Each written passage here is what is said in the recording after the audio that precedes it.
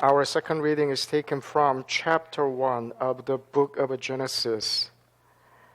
Then God said, "Let the earth bring forth the living creature according to its kind, cattle and creeping thing and beast of the earth, each according to its kind." And it was so.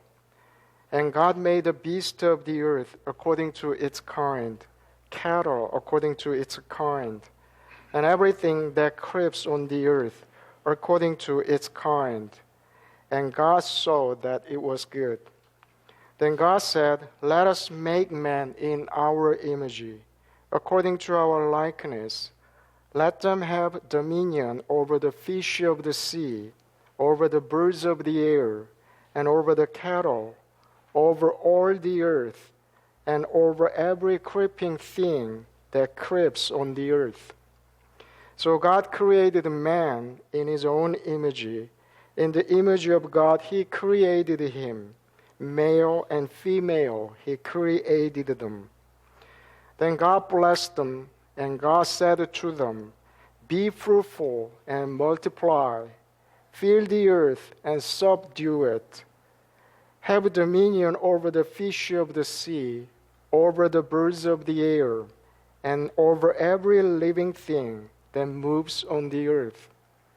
And God said, "See, I have given you every herb that yields a seed, which is on the face of all the earth, and every tree whose fruit yields a seed. To you it shall be for food. Also to every beast of the earth, to every bird of the air, and to everything that creeps on the earth, in which there is life, I have given every green herb for food." And it was so. Then God saw everything that he had made, and indeed it was very good. So the evening and the morning were the sixth day. Our further reading is a portion taken from the word Apocalypse Explained. This chapter treats in the internal spiritual sense of the establishment of the most ancient church, thus of the new creation or regeneration of the man of the church, that it was given to them to perceive all things of their affection, which belong to the will, and to see all things of their thought, which belong to the understanding, and to so lure over them as not to wander away into the lust of evil and into falsities, is meant by, that he may have dominion over the fish of the sea, and the fowl of heaven, and every animal of the earth. And man has dominion over these things when the Lord has dominion over man. For man of himself does not have dominion over anything himself. The fish of the sea, the fowl of heaven, and the beast of the field have this signification because of their correspondence. The correspondences of the interior things of man with these things stand forth so as to be clearly seen in the spiritual world. For there are beasts of every kind, and birds and fishes in the seas are seen, which nevertheless are nothing else than the ideas of thought that flow forth from affection. And these are presented under such forms because they are correspondences.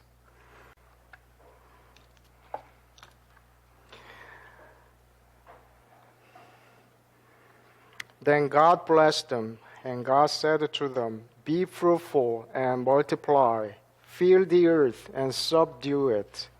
Have dominion over the fish of the sea, over the birds of the air, and over every living thing that moves on the earth." How important to have autonomy in our life. We need to be autonomous in making decisions and managing details of daily life, to be responsible people. We like to successfully manage regeneration and professional career and domestic matters and chores. We want to properly control feelings and emotions. We hope to appease negative feelings, but intensify positive, delightful emotions. Such autonomy or a self-governing state seems ideal and necessary. Autonomy is required to be a spiritual person, we read. It is a law of divine providence that person act in freedom in accordance with his reason, and that everything a person wills, thinks, speaks, and does appear to him to spring from him. Don't you think we need such a powerful autonomy to get mature and to become a true self? In Genesis, in the culmination of his creation, God said, "Let us make man in our image, according to our likeness. Let them have dominion over the fish of the sea, over the birds of the air, over the cattle, over all the earth, and over every creeping thing that creeps on the earth." God created the humans on the sixth day and granted them dominion over all previously created living things. This passage seems to describe how sovereignty has been bestowed upon humans and why we humans are being placed on the peak in nature. It is logical to think that our autonomy in governing nature as we wish is implicitly commanded by the Lord. It is said further, "Then God blessed them, and God said to them, 'Be fruitful and multiply, fill the earth and subdue it, dominion over.'" The former churches, when they interpreted the Genesis passage from the literal meaning, thought that they are the rightful masters over nature and able to conquer nature for the sake of human welfare. According to a U.S. historian, Lynn White, our modern ecological crisis has resulted from Christian doctrines and a derivative attitude which is very arrogant toward nature. Simply, in Greco-Roman and Eastern mythologies, there is neither the concept of an omnipotent God nor of the beginning of the world, due to their understanding of the cyclic notion of time. On the contrary, the Judeo-Christian tradition is grounded on the frame of the notion of linear and non-repetitious time, which is created by the omnipotent God. Moreover, the mighty God created light, the heavenly bodies, the earth, and all its plants, animals, birds, and fishes, in a word, the whole universe. In the Judeo-Christian tradition, finally, God created Adam and the man named all animals, thus establishing his dominance over them. God planned all of this explicitly for man's benefit and rule. This was the only purpose for God's physical creation. Where do you think such autonomous doctrine was derived? Who authorized the humans to dominate nature? They are from the creation story, where it reads, "Subdue it and have dominion over." And another passage of Adam's naming the animals according to the Lord's urging on him. God's obvious transcendence was emphasized, and mighty God creates humans in his image and according to the likeness, that God entrusted humans with subduing and dominating all creatures. Here, superiority of humans not only established a dualism between humans and nature, but also insisted that it is God's will that humans exploit nature for their proper ends. Then we may wonder, why are other religious traditions and cultures exempted from the blame for the ecological crisis and climate change? Ancient paganism and shamanism believed that there are defenders of trees, forests, mountains, streams, brooks, and rivers, such as guardian spirits and fairies. This notion makes woodcutters mind those spirits of own genius Rosai. In Chinese Taoist tradition, nature was the ultimate being. An ideal life would be living like nature in perfect harmony, at least being part of nature. They understood the Tao, which means way, as the principle of nature, and diligently studied and practiced the Tao. In such a mindset, no one would dare to exploit nature. Of course, they have gone too far. Such practice led the people toward nature worship. In the new church, where we understand all biblical stories and incidents, including the creation story, as representative and symbolic, see and understand very differently. The creation story in Genesis symbolically means our spiritually ideal life, a process of regeneration. Features mean facts, factual knowledge. Birds indicate rational and intellectual concepts. Sea creatures and winged birds are matters of understanding.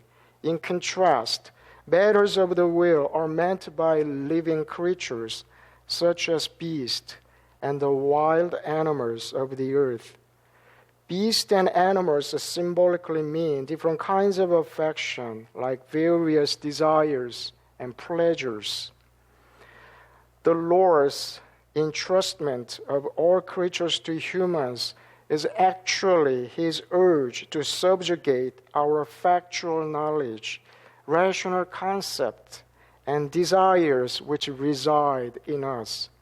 We read in Apocalypse explained that it was given to them to perceive all things of their affection, which belong to the will, and to see all things of their thought, which belong to the understanding, and to so lure over them so as not to wander away into the lust of evil and into falsities, is meant by that he may have dominion over the fish of the sea, and the fowl of heaven, and every animal of the earth. This continual effort is necessary because while we are spiritual as well as when we becoming spiritual, we are in a state of continual conflicts. How is the complete dominion of the individual kingdom achieved? It is never possible as far as we are immersed in ourselves, because when a person is immersed in what is his own, he thinks and wills from hell. Consequently, he thinks and wills falsities and evils. This is because our own, which is called the proprium in the writings, is nothing but evil. It is possible for us to have a dominion over the ideas and desires in the understanding and will when the Lord has dominion over a person. For a person of oneself does not have dominion over anything in oneself. The dangerous dominion from self and self-love arise when a person alienates himself from the Lord, for in proportion as a person does not love and worship the Lord, and so far also he loves the world. The Lord governs us through the ministry of angels and spirits. At least the 2 angels and 2 spirits are present with everyone. This makes a distinction in the way of the Lord's government before and after regeneration. While we are unregenerate, evil spirits from hell reside with us and have dominion over the matters of our will and understanding. Even though at the time angels are present with us, what they can do is very confined. They distract us from plunging into utter evils and divert us toward the good and truth. Meanwhile, we are in much communication with the world of spirit rather than heaven. On the contrary, while we are regenerate, angels have dominion and breathe into us every kind of good and truth, as well as a dread, fear of evils and falsities. Angels lead like masters, yet we are but servants. When angels have dominion over us in our will and understanding, the Lord alone governs us by means of the ministry of angels and spirits.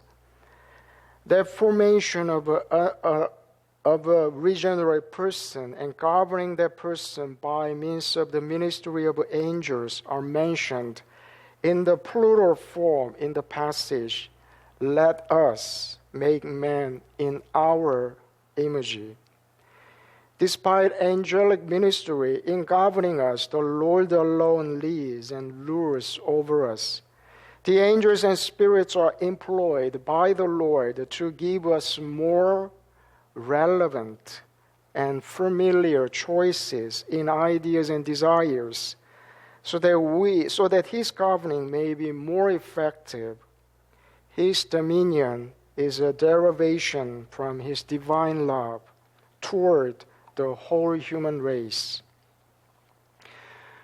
Another important element in dominion is that in the word, dominion is predicated of good, not truth.